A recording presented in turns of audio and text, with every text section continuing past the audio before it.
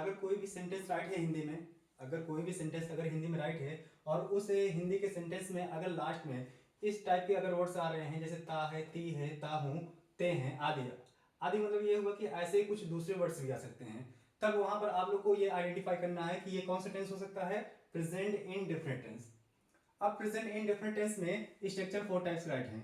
यहाँ पर affirmative, affirmative का जो स्ट्रक्चर है subject plus main verb plus object plus other words. और निगेटिव क्या है, subject plus do does plus not plus main verb plus object plus other word. अब यहाँ पर जो डू एंड डज है, डू और डज दोनों एक साथ नहीं आएंगे। अब यहाँ पर अभी रूल से आप जब रूल से हम पढ़ाएंगे तो वहां पर क्लियर हो जाएगा, लेकिन अभी आप ये माइंड में रखिएगा कि स्ट्रक्चर इसका फॉर्मेट क्या होता है।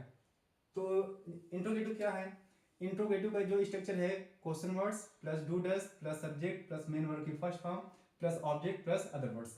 अगर सपोज कर लो कि यहाँ पर हम इसको क्वेश्चन वर्ड्स को रिमूव कर दिए तो यहाँ पर ये बन जाएगा एक टाइप का और स्ट्रक्चर। यहाँ पर जो दूसरे टाइप का स्ट्रक्चर बनेगा वो बनेगा क्या, सिंगल इंट्रोगेटिव टाइप्स। यहाँ पर तो हम राइट किए हैं क्या, डबल इंट्रोगेटिव टाइप्स। इसीलिए हम क्या कर दिए हैं कि यहाँ पर एक में ही दोनों समझाना चाह रहे हैं। अगर क्वेश्चन वर्ड्स को अगर हम हटा देंगे तो डू डज से जब स्टार्ट होगा तो यहाँ पर हम बोलेंगे क्या है, ये सिंगल टाइप इंट्रोगेटिव। अब यहाँ पर ये बहुत आसान है, ये अगर इंट्रोगेटिव का लर्न हो जाएगा तो इंट्रोगेटिव प्लस निगेटिव का आराम से लर्न हो जाएगा।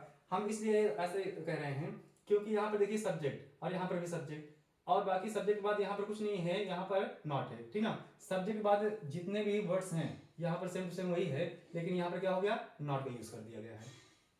अब देखिए रूल क्या होता है, रूल कोई भी सेंटेंस है, अगर कोई भी सेंटेंस है उसको करने का एक क्या होता है, फार्मूला होता है।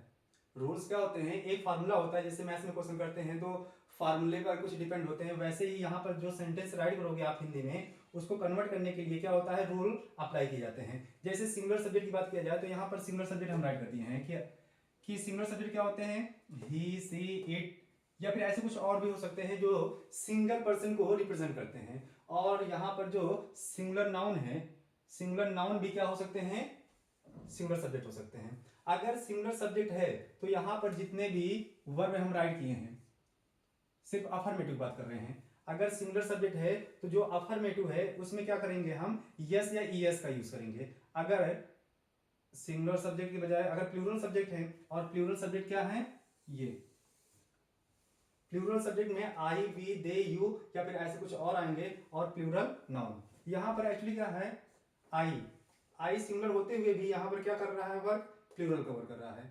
लेकिन सिर्फ इसी सेंटेंस में, सॉरी इसी टेंस में, और कुछ टेंस रहेंगे जहां पर आई क्या करता है, सिंगुलर के जैसे भी वर्क करता है और प्लूरल के जैसे भी वर्क करता है। तो अगर सिंगुलर सब्जेक्ट रहेंगे तो वर्ब में यस यस लगाना है, किसमें, सिर्फ अफर्मेटिव में। बाकी इन तीनों में यस या ईएस का यूज नहीं करना है, चाहे वो सिंगुलर हो या फिर प्लूरल हो।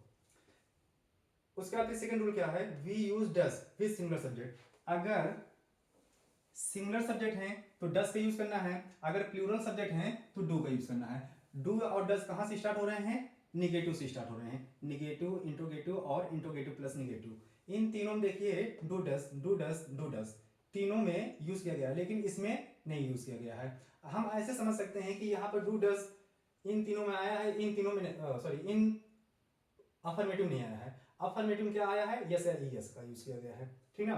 तो ये एक बार आप अच्छे से देख लीजिए, राइट कर लीजिए, हम साइड हो जा रहे हैं।